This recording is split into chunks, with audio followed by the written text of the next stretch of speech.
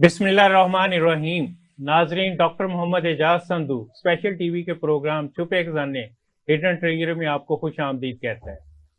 नाजरीन, जैसा कि आप जानते हैं कि इस प्रोग्राम में हम मुख्तलिफ इशूज़ के ऊपर, जिसमें सोशल, टेक्नोलॉजिकल, इकनॉमिक्स, पॉलिटिकल, उन पे हम बात करते हैं और हमारा ख़ास फोकस होता है उनके हल के ऊपर कि किस तरह पाकिस्तान तरक्की कर सकता है, पाकिस्तान के इश्यूज़ क्या हैं, पाकिस्तान की कौम के इश्यूज़ क्या हैं।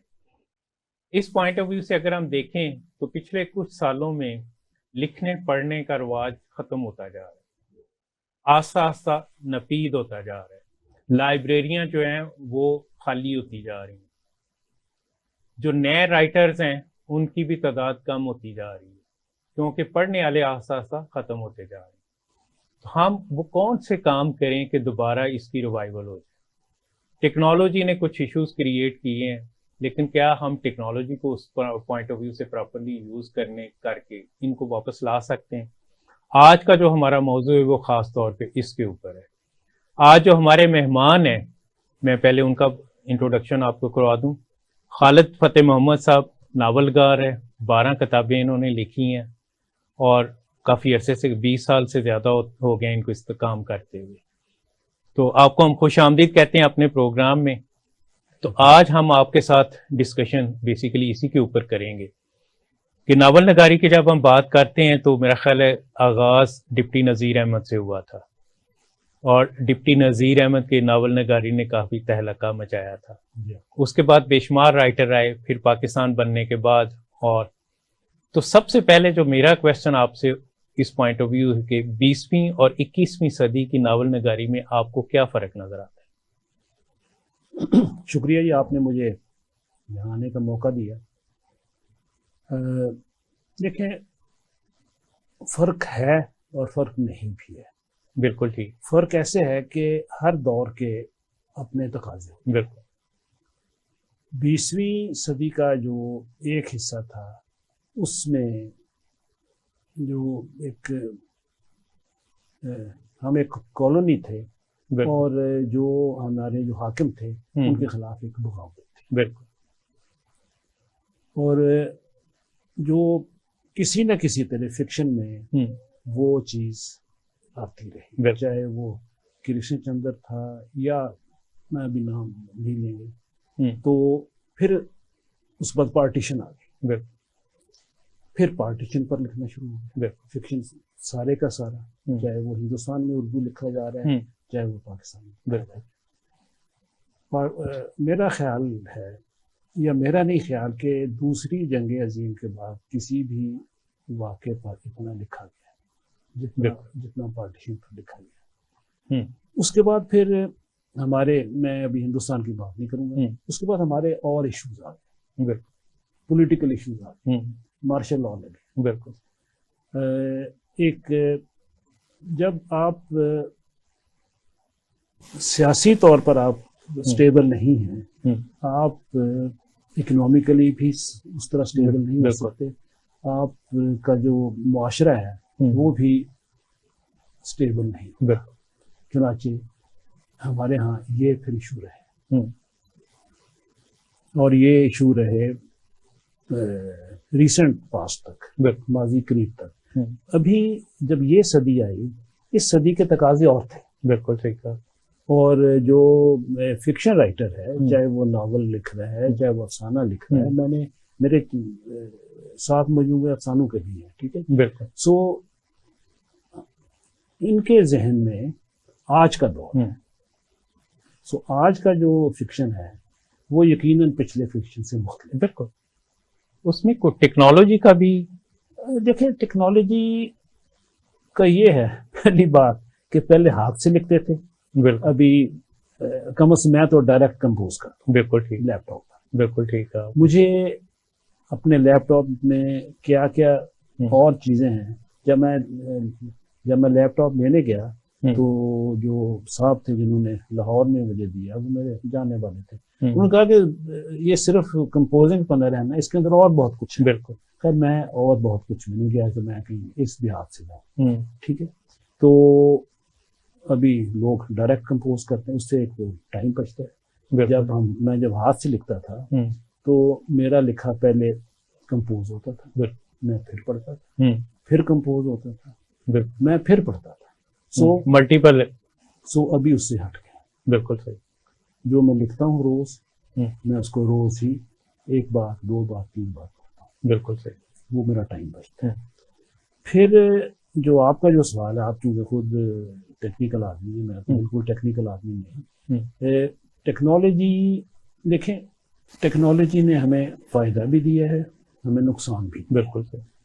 फ़ायदा हमें ये दिया है कि हम आज मैं यहाँ बैठा हूँ और मैं किताबों के बारे में बात कर रहा हूँ। पुराने ज़माने में ये अखबार में कॉलम आना था, कोई पढ़ता है कोई नहीं पढ़ता। अभी कितने व्यूअर्स हैं वो देखेंगे। फिर टेक्नोलॉजी ने हमसे रीडर दूर कर, बिल्कुल असल इशू ये है। ठीक है, रीडर टेक्नोलॉजी ने हमसे दूर इस तरह कर दिया है कि मैं जब बड़ा हुआ तो हमारे यहाँ, हम गुजरांवाला के रहने वाले हैं, हर गली में आना लाइब्रेरी थी, वहां से हम किताब लाते थे। अभी आपको कोई लाइब्रेरी, वही वो लाइब्रेरी खत्म हो गई। ठीक, अभी मोबाइल ही सब कुछ है। बिल्कुल, उसमें हर चीज है। अगर कोई ये पढ़ ले उसकी मेहरबानी, अगर कोई टिकटॉक देख ले तो उसकी और ज्यादा मेहरबानी। ठीक है, लेकिन हमसे रीडर दूर हो गए। टेक्नोलॉजी का ये नुकसान सिर्फ यहाँ हमारे पाकिस्तान, हिंदुस्तान में नहीं, वहाँ लोगों से रब्ता रहता है, वहां से नहीं। अभी भी दुनिया में सबसे ज्यादा पढ़ी जाने वाली किताब गालिबन ऐना का नैना है, टॉल्स्टॉय का नॉवल है। ठीक है, तो हमारा रीडर दूर हो गया, बाकी दुनिया पढ़, तो हमने उसको वापस लाना, कैसे लाते हैं? बिल्कुल ठीक कहा आपने। आपने बात की अन्ना लाइब्रेरी की, तो मुझे अपने बचपन का याद है कि मस्जिद के साथ लाइब्रेरी होती थी बच्चों के लिए खास तौर पे, और वो बच्चे ही लाइब्रेरी रन करते थे। किताबें भी सारी बच्चे लेके आते थे और हमने आपस में ड्यूटियां बांटी हुई थी कि इतने घंटे फलाने बैठना, इतने घंटे फलाने बैठना। तो डेली जो है बच्चे आके किताबें लेके जाते थे। मेरे दौर में उस वक्त 1 रुपया हमने रखा हुआ था, उसके चार्जेस 1 हफ्ते के लिए बुक को लेके जाते थे, 1 रुपया देते थे। और उसका बेसिक पर्पस होता था, ऑपरेशनल एक्सपेंस उस तरह तो नहीं था उसका, लेकिन नई किताबें खरीदने के लिए कि जो जमा होंगे महीने के आखिर पे कुछ ना कुछ किताबें खरीदी जाएंगी। तो एक पढ़ने का रुझान था कि उसमें सबसे बड़ा मुझे जो फायदा हुआ था कि चंद घंटे जो मैं बैठता था तो कोई ना कोई किताब उठा के पढ़नी शुरू कर देंगे। तो उसमें फॉर एग्जाम्पल नमाज पढ़ने का तरीका, तो मुझे ये फायदा हुआ कि पता चल गया कि नमाज पढ़ने का तरीका क्या है, मस्जिद के आदाब क्या है। तो अब ये चीजें लाइब्रेरियां वो, लेकिन मेरा जो थोड़ा बहुत है, जो मैं अभी एक साहब है, मुझे पता चला वो गवादर के हैं या कहाँ के हैं, उन्होंने मोटरसाइकिल के पीछे ट्रंक रखा हुआ जी, और उसमें किताबें हैं और वो बेचते फिरते हैं। बिल्कुल ठीक। जिस तरह किसी जमाने में साइकिल पर पीछे स्टील का ट्रंक रखा होता था, उसमें वो बेकरी का सामान, बिल्कुल बेकरी का सामान, और वो बेचते फिरते। इसी तरह वो साहब किताबें बेचते हैं। मैं बड़ा इम्प्रेस हुआ, मैंने उनका नंबर किसी से मांगा और उन्होंने, खैर मैंने नंबर लिया, मैंने उन्हें कॉल की, 1 कॉल 2 3, उन्होंने फिर उठाया, मैंने अपना तारुफ करवाया। तो उसने कहा कि मैं आपको जानता हूँ। तो मैंने कहा आप ये काम कर रहे हैं, मैं तो आपको किसी तरह आपको काम आना चाहता हूँ, एड्रेस दें, मैं आपको अपनी किताबें भेजूँ। तो कहता साईं आपकी सारी किताबें मेरे पास हैं माशाअल्लाह, और मैंने पढ़ी भी नहीं। अच्छा, फिर मुझे पता चला कि बलूचिस्तान में ही, ये आपने बच्चों की बात की, उससे एक आदमी है, एक साहब है, जो ऊंट पर बच्चों की किताबें ले लो वापस दे दो के बेसिस, लाइब्रेरी ऊंट पे एक तरह से बना। हाँ, मोबाइल लाइब्रेरी। हाँ, वो मोबाइल लाइब्रेरी है, वो जाते हैं किताबें लेते हैं, किताबें। इसी तरह इंटीरियर सिंध में भी पढ़ाया जाता है, बिल्कुल हमारे यहाँ अनफॉर्चुनेट है। तो हम लाहौर की तो बात छोड़ दें, हमारे जो गांव हैं उनमें भी मेरा ख्याल पढ़ने का वो नहीं मैं गांव का भी रहने वाला हूँ। आप क्योंकि गुजरांवाले से बिलोंग करते हैं, तो आप अपना इंट्रोडक्शन, जो प्रॉपर हम इंट्रोडक्शन की जब बात करते हैं कि आपने आगाज 2002 में मेरा ख्याल लिखने का किया, तो उससे पहले आप क्या करते? उससे पहले जी मैं अपने गांव में रहते थे हम लोग, फिर पढ़ने के लिए सारे मेरे छोटे भाई वगैरह सब हम गुजरांवाला आ गया। मैं बड़ा था सबसे, मुझसे जो छोटा भाई है वो मिलिट्री कॉलेज येलो में पढ़ता था। तो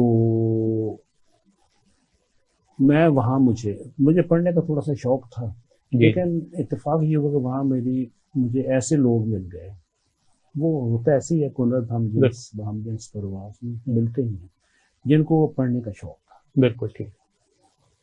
चुनाचे वहां से एक जिंदगी का पैटर्न बन गया जो आज तक चला। बिल्कुल ठीक। और वहाँ जिन लोगों से जिनके पास, जो हमसे बड़े थे, जिनके पास बैठते थे, तो उन चंद लोगों जितना, मैं अभी कौन सा छोटी उम्र है, मैंने उन जितना बायलम आदमी नहीं देखा। बिल्कुल ठीक। वो फौत हो गए सर। सो उनसे बहुत सीखा, नहीं इंस्पिरेशन भी। इंस्पायरेशन, बिल्कुल ठीक। बहुत इंस्पायरेशन, हौसला अफजाई भी वो करते थे। वही पहले जमाने में तो अदब को इस पॉइंट ऑफ व्यू से बहुत, अदब को एक खास निगाह से देखा जाता था। जो राइटर होता था उसकी बहुत इज्जत होती थी। हमारे यहाँ काफी मशहूर राइटर गुजरे हैं, लेकिन जब हम राइटर की बात करते हैं, नावल नगारी की बात करते हैं, अफसाना नगारी की बात करते हैं, तो नॉर्मली किसी न किसी एक खास मौजू को वो सामने रख लेते हैं। तो आपने भी इस पॉइंट ऑफ व्यू से कभी? नहीं, मेरा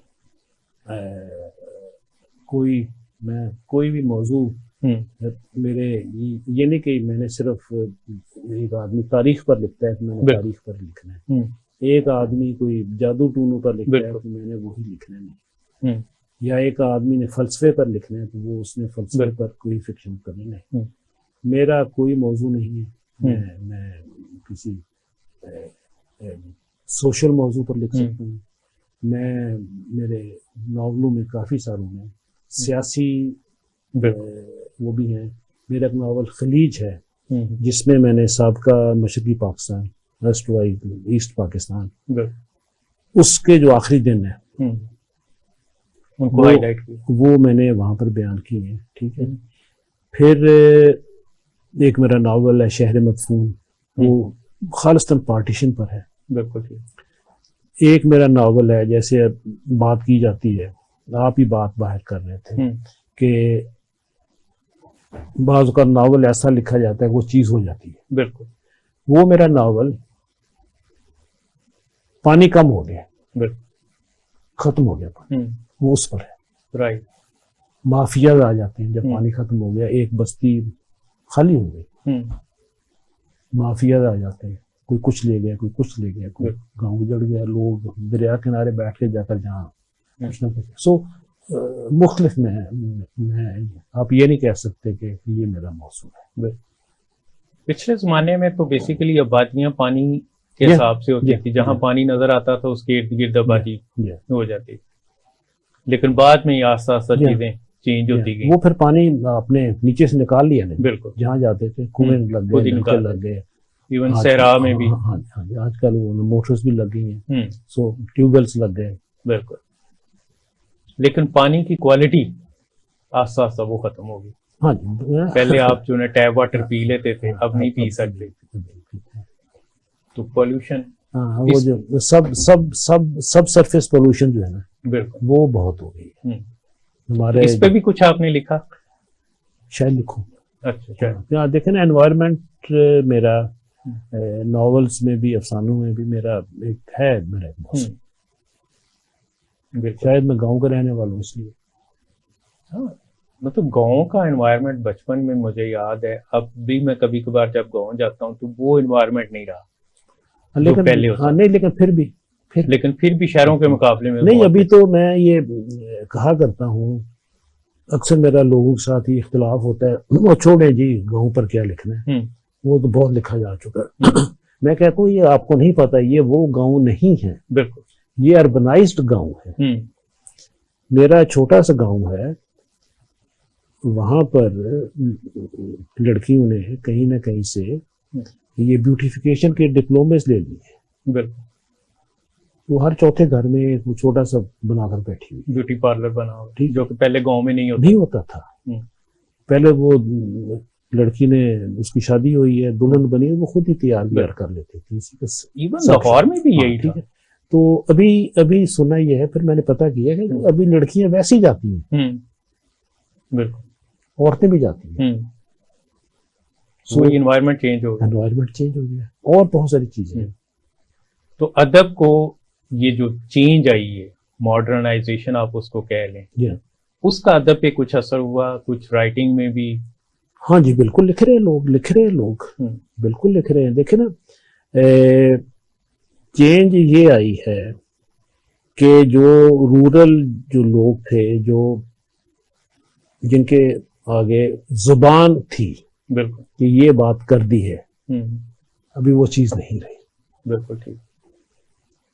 सर्वाइवल आ गया है। पहले सर्वाइवल की उन्हें परवाह नहीं थी, मरते हैं तो मर जाए, ये हमने बात कर ली है, वहां पर ठहर गए। बिल्कुल सच बोलना है, अभी सर्वाइवल है। एक मैंने पिछले दिन किताब आई, बड़ी उस पर बात हुई, फारा अरशद साहब उनका नाम है साहबा। वो एक औरत है जो कि महरूम कर दी जाती है बहुत सारी चीजों से। फिर हालात ऐसे आते हैं कि उसकी अपने सौतेले भाई को वो नहीं पता होता, सौतेला भाई है, औरत को पता है, उसकी बेटी की शादी का था रिश्ता। वो सोचती कहती मैं नहीं गई वहां, रिश्तों की ऐसी की तैसी, मैं अपनी बेटी भेज दी।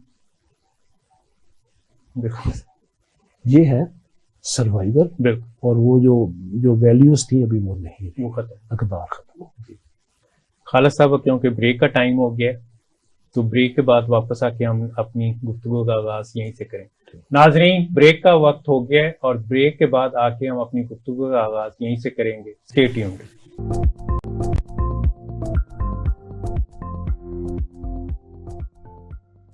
Welcome back. जी खालिद साहब, हमारी डिस्कशन चल रही थी, आपने एक वाकया शेयर किया, तो आपकी ये बुक में पढ़ रहा था, नया घर, इसमें भी आपने एक खास वाकया शेयर किया है कि हमारे फैमिली सिस्टम में क्या होता था, किस तरह चलते थे, बड़ों का अदब कैसे होता था, वो क्या करते थे। तो ये एक कहाँ से इंस्पायर होके आपने ये लिखा? ये इंस्पायर मैं कुछ वाकयात से आदमी होता भी है, कुछ चीजें आप खुद एक सेल्फ क्रिएशन। मैं ये कहा करता हूँ कि जो एक फिक्शन निगार है वो तरखान भी है। बिल्कुल सही, ठीक है। वो उसके पास वो क्या होता है, तेसा भी है, छेनी भी है, हथौड़ी भी है, वो चूल्हों में वो बाइयों में वो न चूल्हे ठोकने भी जानता है, ताकि चारपाई हिले भी ना, सारा कुछ ना करे, ये सब औजार उसके पास है। बिल्कुल, वो खुद ही चीजों को कंसीव करता है। बिल्कुल ठीक है। और फिर उनमें अपना जो उसका अपना जो मुशाहिदा है, उससे फिर वो चीजें आगे चलाता है। तो बेसिकली तो इसमें आपका फोकस है सोशल इश्यूज के ऊपर, ये वो भी है, और ये जो माजरत के साथ जो बिल्डर्स हैं, बिल्कुल, वो जमीनें कैसे हथियाते हैं, बिल्कुल ठीक, वो भी है। अच्छा, इस पॉइंट ऑफ व्यू से एक बड़ा इंटरेस्टिंग किस्सा अमेरिका का है कि वहां अगर आपने सड़क बनानी है तो अगर दरमियान में कोई गारा आ गया है तो गारा ले अगर मानेंगे तो आप चेंज कर सकते हैं, वरना नहीं। तो एक बुढ़िया का किस्सा है वो उसमें कि उसका घर था तो वो नहीं मान रही थी, तो वो बड़ी परेशानी थी क्योंकि वो अगर सर्कल करते हैं तो वो सारा उसका खराब हो जाता था सिस्टम। तो उससे उन्होंने बातचीत की कई दफा, फिर आखिर में उससे कहा कि तुम चाहती क्या हो? उसने कहा मैं यही घर चाहती हूँ, इसको अगर आप उठा के कहीं और रख देते हैं तो मुझे मंजूर है, मुझे मेरे लिए ये इंपॉर्टेंट नहीं ये घर यहाँ रहे, मेरे लिए ये घर इंपॉर्टेंट। सही बात। तो उन्होंने डिग करके वो पूरा का पूरा घर क्रेन से उठा के दूसरी जगह ले जाकर, हमारे यहाँ होता ये हमीद का एक नॉवलेट भी है सही। बिल्कुल। वो एक सड़क बन रही थी, उसमें एक कब्र आती थी जो जिसको बड़ा पूजा जाता था, तो वो फिर उन्होंने कब्र को जला दिया। ये नहीं कि डाइवर्शन कर दे। लेकिन ये लाहौर का ही वाकया है जो आप जिक्र कर रहे हैं कि कब्र के पॉइंट ऑफ व्यू से कि वो सड़क बना दी गई, लेकिन कहते हैं कि वहां पे एक्सीडेंट बहुत होते हैं। ये अब पता नहीं अभी ये ठीक है, होते होंगे ठीक है। कि वो उससे लिंक करते हैं क्योंकि कब्र के ऊपर सड़क बना दी थी, तो कब्र भी नहीं, वो मजार था छोटा सा, मजार था, तो उसको उन्होंने गिरा के तो कब्र बना दी। तो दूसरी आपकी ये किताब है दीवारों के राज, ये अफसाने है, ये अफसाना है आपका। अच्छा, पहले तो लोगों के लिए, क्योंकि हमारे यहाँ अब जो नए बच्चे हैं, जो नौजवान तबका है, उनको शायद ये अंदाजा नहीं कि नावल नगारी क्या होती है, अफसाना नगारी क्या होती है, तो ये पहले उनके लिए जो है ना, अफसाना जी एक बड़ी इसकी डेफिनेशंस आ गई, बहुत तारीफें आ गई। मैं तो तारीफों का जो भी एक्सपर्ट देते हैं बिल्कुल कि ये अफसाने की डेफिनेशन है, मैं उन सबसे इनहराफ करता हूँ। बिल्कुल ठीक। वो कहते हैं कि अफसाना फोकस्ड हो, मैं कहता हूँ क्यों फोकस्ड हो, वो तो आपने उसको महदूद कर दिया। अफसाना आपने 5, 6, 7 सफ़ों में एक पूरी कहानी दी, शॉर्ट स्टोरी क्या, शॉर्ट स्टोरी, ठीक है। अंग्रेज उसको शॉर्ट स्टोरी कहते हैं, हम इसको अफसाना कहते हैं, ठीक है। नॉवल में उसी स्टोरी को आप पूरी बुक पे ले जाते, फैला देते हैं, उसमें आप कैरेक्टर्स भी ज्यादा डाल देते हैं, उसमें आप वाकयात भी ज्यादा डाल देते हैं, उसमें आप और भी चीजें डालते हैं। बिल्कुल। मसाला भी डालते हैं, वो मैं नहीं कह सकता, वो भी लिखने वाले पर मुनस्सर है। बुनियादी तौर पर दोनों चीजें कहानी बयान कर रही। बिल्कुल। ये एक्सटेंशन है, तोसी है, जो पुराने वक्तों में जो दास्तान गोई होती, बिल्कुल ठीक, उन दास्तानों की पहले वो जुबानी थी, फिर वो लिखी गई, किस्सा चहार दरवेश वगैरह वगैरह, ठीक है, वही हम लिख रहे हैं। बिल्कुल ठीक, लेकिन आज की लिख रहे हैं। बिल्कुल। तो इसमें खास तौर पे ये दीवारों के राज में, इसमें क्या चीज, किस चीज से अट्रैक्ट होके, और इसमें कौन से राज आपने मेंशन किए हैं फिक्शन के पॉइंट ऑफ व्यू से? ये इसमें 16-17 अफसाने हैं इसमें। बिल्कुल ठीक है, और सारे मुख्तलिफ कहानी। बिल्कुल ठीक। अगर आप दीवारों के राज की बात करेंगे पर्टिकुलरली, तो टाइटल क्योंकि आपने दीवारों के राज, वो अफसाना है। हम गुजरांवाला से लाहौर जाते हैं, आते भी हैं, एक जगह पर आकर अमरूदों के बाग होते थे, मुरीद के से थोड़ा पहले, वहां पर कारें रुकती थी, लोग खरीदते थे, कुछ बैठकर खा रहे। नहीं, साधु के से, साधु के बाद, अच्छा, साधु के बाद, तो वहां छोटी सी साथ एक झुग्गी बनी हुई थी। वो वहां से मुझे आइडिया आया कि ये यहाँ पर एक आदमी औरत रहते हैं, वो दिन को अमरूद भी बेचते हैं, साथ उन्होंने एक पकौड़ों की भी कढ़ाई शढ़ाई बनाई हुई थी नहीं ये, और वो कहीं से आए हैं, यहाँ उनको रोजगार मिल गया। वो फिर मैंने चलते एक मैंने कहा, बिल्कुल सही, वही कोई ना कोई चीज आपको इंस्पायर करती है, कोई अट्रैक्शन आती है। हाँ जी, मतलब वो कोई ऐसी इंस्पायर करने वाली चीज नहीं थी, लेकिन मेरे जहन में वो, लेकिन इंस्पिरेशन तो आप किसी ऐसी चीज से लेते हैं, लेकिन वो वैसे भी आप के साथ अभी आप सफर कर रहे हैं बस में या ट्रेन में, आपके साथ भी आकर बैठ गया, वो बैठा है, आपको शायद उसी से कोई आइडिया जो हम तय नहीं कर सकते। सो ये यहाँ से आ गया।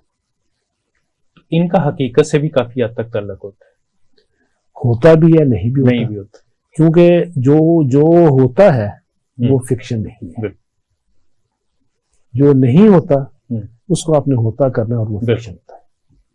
तो वही ना, वो सम टाइम फ्यूचर में वही चीजें हो जाती हैं। हम बचपन में एक इमरान सीरीज पढ़ा करते थे, मैंने भी पढ़ी, बड़ी पॉपुलर थी, तो उसमें काफी सारी फिक्शन की ऐसी चीजें थी जो बाद में रियलिटी भी हुई, लेकिन उसमें कहने वाली ये कहते हैं कि छोड़ते बहुत ज्यादा थे उसमें, मतलब ऐसी वो थोड़ा सा एग्जैजरेटेड था, मुबालगा कर आई थी, क्योंकि मैं कहा करता हूँ चलो ठीक है, वो छोटी एक उम्र के लोग बड़ी तारीफ भी करते हैं, अच्छी बात है। जब हम बड़े हुए और उसी तरह की किताबें जो जासूसी और ये जब बाहर की पढ़ी, तो ये तो बिल्कुल फार्स लगती थी, बिल्कुल कुछ भी नहीं था, फार्स लगती थी। चलो ठीक है, लेकिन तब वो अच्छी थी, वो उम्र ऐसी थी, अच्छी बिल्कुल। इसी तरह मतलब साइकोलॉजी के पॉइंट ऑफ व्यू से हम देखते हैं तो जो उर्दू डाइजेस्ट होता था उसमें कुछ इस तरह की स्टोरीज जो कि साइकोलॉजी को सामने रख के लिखी जाती थी। तो आपने भी कोई ऐसी चीज कि जिसमें इंसानी फितरत के मुताबिक या फितरत से हट के वो चीजें हों? देखें, अभी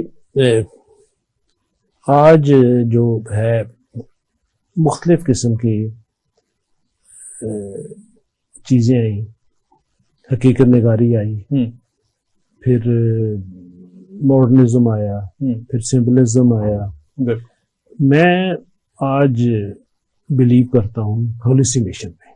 बिल्कुल, फिक्शन जो है उसमें हमने हेलुसिनेशन को एक रियलिटी में लाना है। बिल्कुल, आज लोग ये चीजें लिख रहे हैं। मैंने भी लॉन्ग शॉर्ट स्टोरी जिसे बोलते हैं, तवील अफसाने कुछ लिखे हैं जिनमें ये हेलुसिनेशंस और कुछ सुपरनेचुरल चीजें हैं। बिल्कुल, लेकिन उनको जिंदगी के साथ जोड़ा हुआ है। बिल्कुल ठीक, जिंदगी से उसका ताल्लुक आपने अलग नहीं किया। ठीक है, ये नहीं लगता कि आपको वो लगे, बिल्कुल वो टोटल सुपरफिशियल है, तो हवा में है। हाँ, उस तरह नहीं, बिल्कुल ठीक, मतलब रियलिटी के साथ उसको आपने एक कोशिश। हम कंप्यूटर साइंस में हम नॉर्मली दो चीजों के पॉइंट ऑफ व्यू से बात करते हैं, रियल वर्ल्ड और आर्टिफिशियल वर्ल्ड। तो पढ़ाते वक्त भी मैं उसकी एग्जांपल इस तरह देता हूं कि जो आप रह रहे हैं ये रियल वर्ल्ड है, और जब आप ख्वाब सोते हुए ख्वाब देख रहे हैं या जागते हुए ख्वाब देख रहे हैं वो आर्टिफिशियल वर्ल्ड है। और स्पेशली सोते हुए जो आप ख्वाब देखते हैं उसमें बेशुमार जो काम करते हैं वो रियल वर्ल्ड वाले होते हैं और उसका इम्पैक्ट भी आता है। तो नावल नगारी के भी पॉइंट ऑफ व्यू से हम देखते हैं तो बाज का पढ़ने वाले जब पढ़ रहा होता है तो वो उसमें डूब जाता है। हाँ जी, बिल्कुल डूब जाता है, बल्कि वो अपने आप को किसी एक कैरेक्टर, किसी किरदार का हिस्सा, मतलब बल्कि वो खुद को समझने लगता है। बिल्कुल। तो वो मतलब लिखने का खास तौर पे मैं ये बात करूंगा कि लिखते वक्त क्या ये सोचा जाता है कि पढ़ने वाला इसका पार्ट बन जाए? नहीं, मैं ये नहीं सोचता। मेरा ये होता है कि जो मैं लिख रहा हूं वो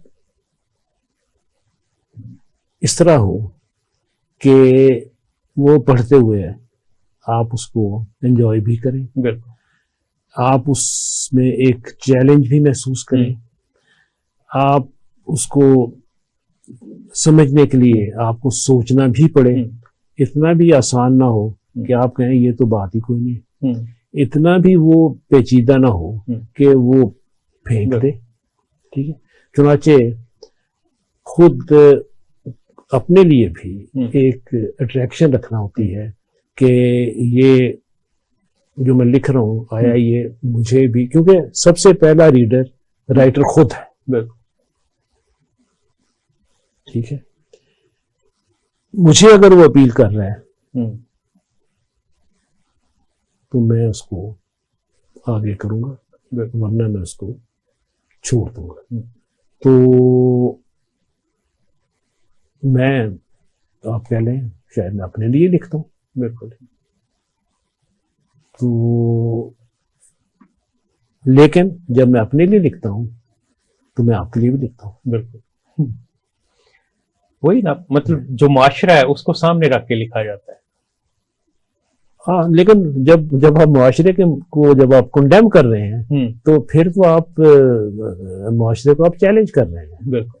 और जब आप मुआशरे को चैलेंज कर रहे हैं, बहुत सारी चीजों को चैलेंज करते हैं, हम तोड़ते हैं। अगर हम चीजों को तोड़ेंगे नहीं जो कि मुआशरा जिनको फॉलो कर रहा है और जो कि गलत सही नहीं है, हमने उनको तोड़ना है।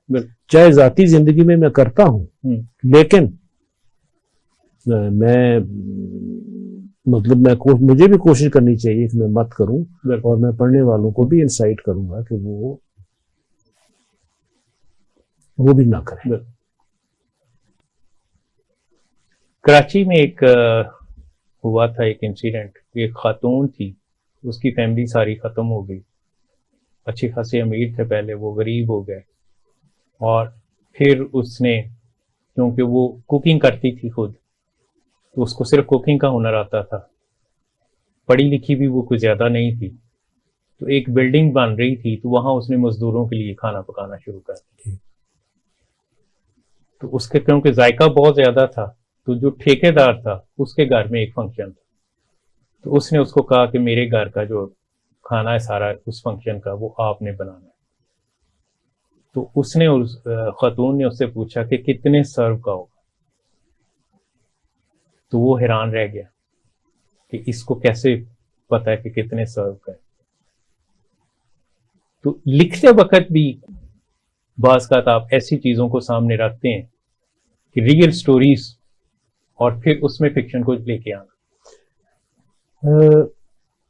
ये है कि मैं या जो भी मेरे साथ के लोग हैं, जिस दौर का हम लिख रहे हैं, हमने उस दौर को ही लाना है। बिल्कुल। उस दौर में रहना है जाकर। बिल्कुल ठीक। अगर मैं सन 50 की कोई बात लिख रहा हूँ तो मैंने वहां पर टांगों का जिक्र करना है, मैंने वहां पर रिक्शास का जिक्र नहीं करना। बिल्कुल ठीक। मैंने वहां पर अगर मेरे हीरो ने हीरोइन को के साथ कोई कम्युनिकेट करना है तो वो मोबाइल का मैंने उसको इस्तेमाल नहीं करवाना, मैंने उसको कोई रुका, कोई चिट्ठी, कोई इस तरह की चीज। ठीक है। सो जो राइटर है, मैं ये कहा करता हूं कि वो सोशल हिस्टोरियन भी है, वो एक मौरख भी है, वो एक समाजी मौरख है, वो एक सियासी मौरख है, वो एक जो हमारा एक कल्चरल जो है वो उसका भी मौरख है, वो भी लिखता है। सो जब मैं आज 1700 या 1800 या 1900 कुछ की चीज लिखूंगा तो एक्चुअली मैं उसको उस कहानी को वो कहानी की तरह ही उस दौर की तारीख भी होगी। देखिए, जो हिस्टोरियन है वो कभी भी सही तारीख नहीं लिखता। बिल्कुल सही। वो वही तारीख लिखता है जो उस दौर को की जो हुकूमत है या जो भी हाकिम है, या बादशाह भी ऐसे करवाते थे, वो सिलसिला अभी तक चला आ रहा है, पे करते हैं लिखने। ठीक है। सो मैं कहता हूँ कि असल जो हिस्टोरियन है, न्यूट्रल, गैर जानिबदार, वो फिक्शन राइटर है। बिल्कुल सही। खालिद साहब, फिर ब्रेक का टाइम हो गया, तो ब्रेक के बाद आके हम गुफ्तगू का आगाज यहीं से करेंगे। जी नाजरीन, ब्रेक का वक्त हो गया है, आप मौजूद रहिएगा, जल्द आते हैं आपके पास हम वापस।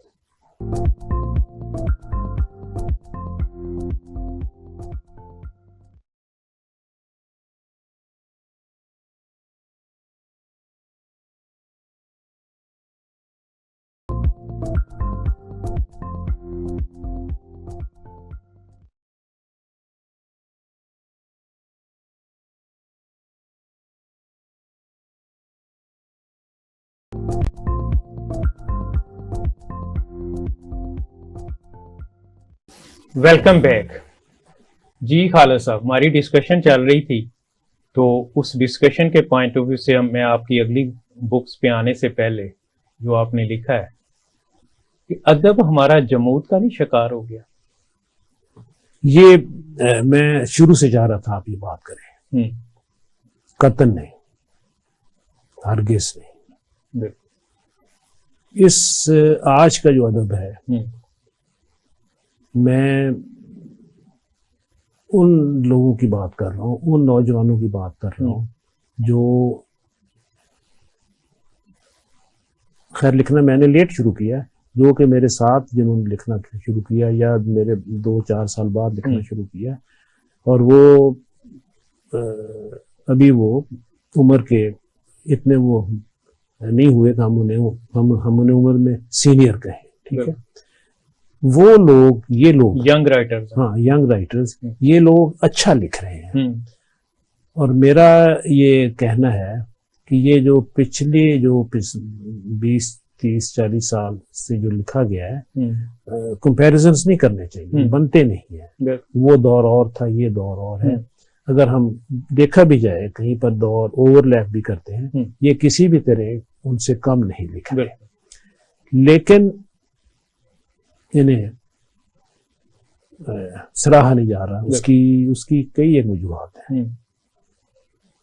पहली वजह उसकी ये है कि हमारा जो पारिख या जो हमारा नकाद है, वो इन्हें रिकॉग्नाइज करने से डरता है। वो क्यों? कि ये नए लिखने वाले हैं, अगर मैं इनके बारे में बात करूंगा तो लोग कहेंगे कि ये क्या बात कर रहे हैं, ये मंटो की बात क्यों नहीं कर रहा, बिल्कुल ठीक, ये अनवर सजाद की बात क्यों नहीं कर रहे हैं, ये इसकी बात कर रहे हैं। एक तो वो ये ख्वाहिश है। दूसरा, अभी मैं आपको नाम लेकर मिसालें दूंगा। ये जो लोग हैं, ये 2 किस्म के आज नए राइटर्स हैं। एक वो राइटर्स हैं जिन्होंने अपना एक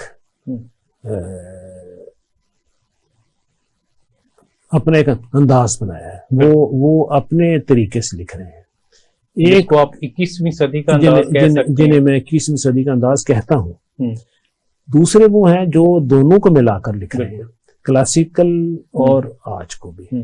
अच्छा, नया जो ये इनको इसलिए इनको अप्रिशिएट नहीं किया जा रहा कि ये फ्रेगमेंटेड लिखते हैं, मुंतशिर लिखते हैं, इंतशार में ये लिखते हैं। बिल्कुल ठीक। अच्छा, वो इसके आदी नहीं है पढ़ने वाले, वो आदी हैं बेदी साहब के, वो आदी हैं मंटो साहब के, वो कहीं पर इंतशार नहीं है। ये आज का दौर इंतशार का है, बिल्कुल ठीक, मुंतशिर है। उनके फिक्रे टूटे हुए हैं, हालांकि कहानी बयान हो रही है, लेकिन फ्रेगमेंटेड उसमें स्टाइल में, बिल्कुल ठीक।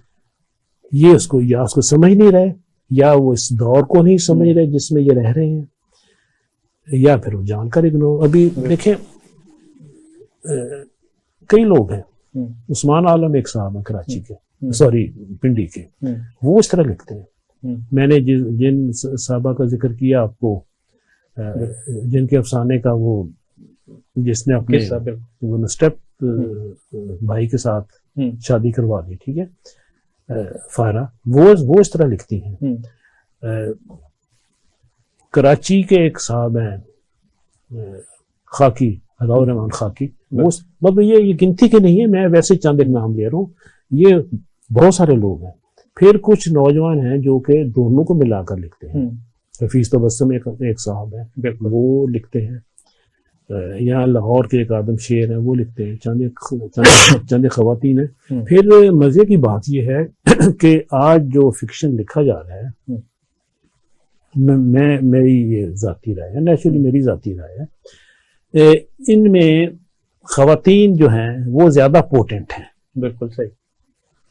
वो बात कहते हुए जितनी मर्जी खतरनाक बात है किसी भी मौजू पर, चाहे वो पॉलिटिकल है, चाहे वो सोशल है, चाहे वो जिन्स पर है, वो कहते हुए डायरेक्ट बात कहते हुए उनमें झिझक नहीं। बिल्कुल सी बेखौफ कह रहे, बेखौफ कहती है। मैं बानो कुदसिया के बारे में भी यही कहा जाता था। नहीं, वो मैं अभी फिर हम एक और इश्यू में चले जाएंगे। वो थोड़ा सा उनका नुक्ता नजर कहीं पर रिफॉर्मर वाला आता था। बिल्कुल ठीक। फिक्शन राइटर है, वो रिफॉर्मर नहीं है। बिल्कुल ठीक।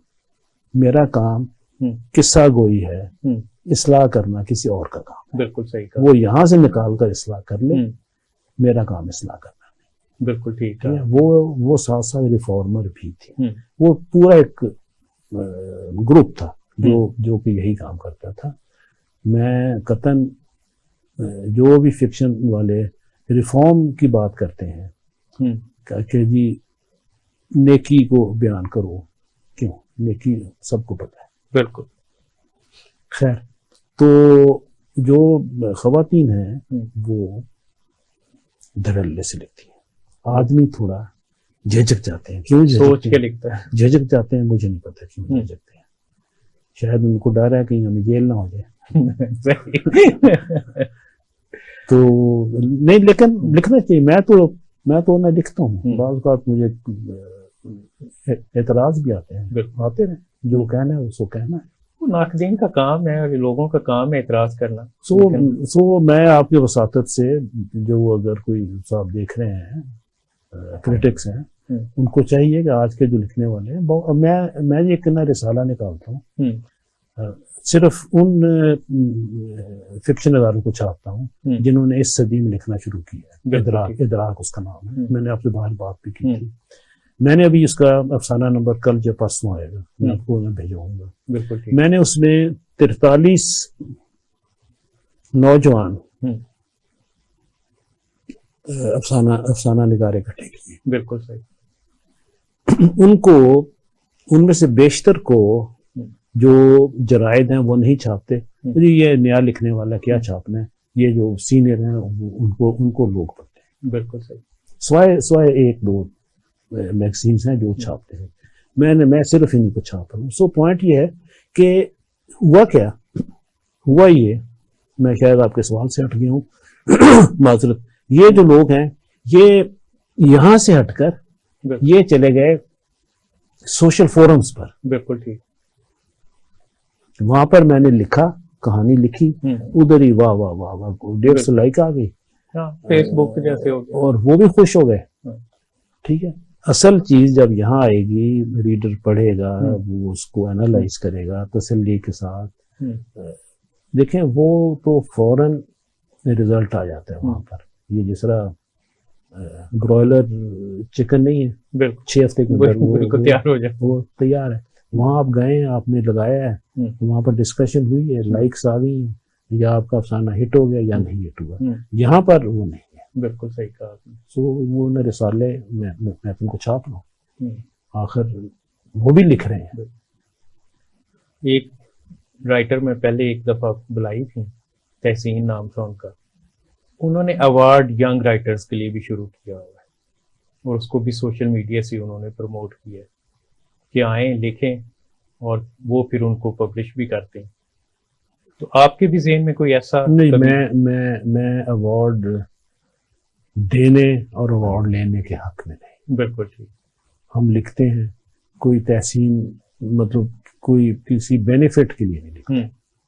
बिल्कुल ठीक है। अगर कोई पब्लिशर मुझे 20,000 रुपया दे दे और 700 किताबें दे दे तो कोई हर्ज नहीं है। ठीक है, लेकिन ये कि मैं देखे ना, फिर जब मुझे किसी ने कहा यहाँ एक अवार्ड के लिए मेरी किताब, वो नॉवल नहीं यहाँ पर, वो सिलेक्ट हुआ, तो मुझे उसने कहा कि बस बहुत है, इसके बाद आपकी पीआर है।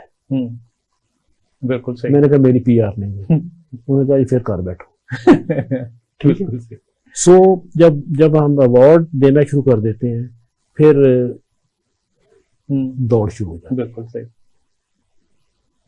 बिल्कुल ठीक। सो मैं ये जो अच्छा लिखता है सबको पता अच्छा लिखता। बिल्कुल। खालिद साहब, आपका आने का बहुत बहुत शुक्रिया, क्योंकि टाइम हमारे पास एक लिमिटेड होता है। अभी तो मेरे हिसाब से डिस्कशन स्टार्ट हुई थी, लेकिन हम एंड की तरफ चले गए। हम एक दफ़ा फिर आपको दोबारा तकलीफ देंगे और आपकी और जो बुक्स हैं उनके ऊपर स्पेसिफिकली बात करेंगे। आपने जो नावल लिखे हैं, अफसाने लिखे हैं, वन बाय वन। जी नाजरीन, जैसा कि आप जानते हैं कि वक्त का कम है हमारे पास और कहने को बहुत कुछ है, तो राइटर्स जो हैं उनका बहुत बड़ा किसी भी सोसाइटी में रोल होता है, उसको सोसाइटी को आगे ले जाने में। अनफॉर्चुनेट है कि हमारे यहाँ कुछ राइटर्स का फुकदान होता जा रहा है, लेकिन ऐसा भी नहीं है, हमारे यंग राइटर्स और आ रहे हैं। असल चीज ये है कि आप पढ़ें, जब आप पढ़ेंगे तो लिखने वाले भी और आगे आएंगे और मुख्तलिफ मसाइल के ऊपर लिखने से उनके मसाइल हल भी होते हैं। इसके साथ अपने मेजबान डॉक्टर मोहम्मद एजाज संधू को इजाजत दीजिए। अल्लाह हाफिज।